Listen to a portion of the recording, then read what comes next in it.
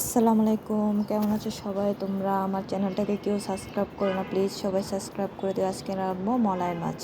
দেখো কেটে সুন্দর করে ধুয়ে নিয়েছি, তারপর আদা, রসুন, তারপর হয়েছে কাঁচামরিচ, হলুদ, ধনিয়া, লবণ, তার লবণ, মরিচের গুঁড়া, জিরার গুঁড়া সব কিছু একে একে দিয়ে এগুলো ভালো করে মেখে নেব।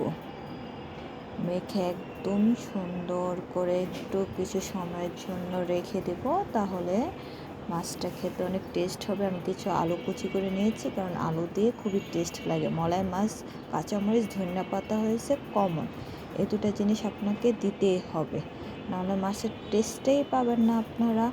একদম পুকুরের মাছ। আমার হাজব্যান্ড আজকে কিনে এনেছে সকালবেলা, গ্রামে না আসলে মাছ খাওয়া যায় না। দেখুন লার্কির চুলায় তাও রান্না করতেছি।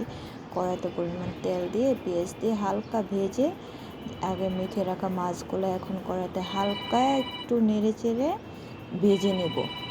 একটু ভাজার পরে মাছটা কষানো হলে কিছুটা, তারপর কুচি করে রাখা আলুটা দিয়ে দেব।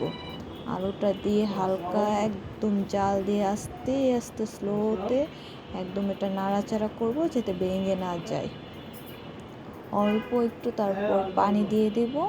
অল্প পানি দিলে হয়, কারণ আলু মাছ অলরেডি আপনার কষানোতে কষানো প্লাস ভাজাতেই সিদ্ধ হয়ে গেছে।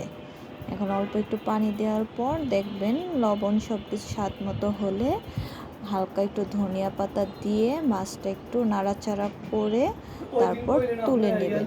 দেখছেন মাশাআল্লাহ কত সুন্দর হয়েছে, খেতে অনেক টেস্ট হয়েছে। আল্লাহ হাফেজ।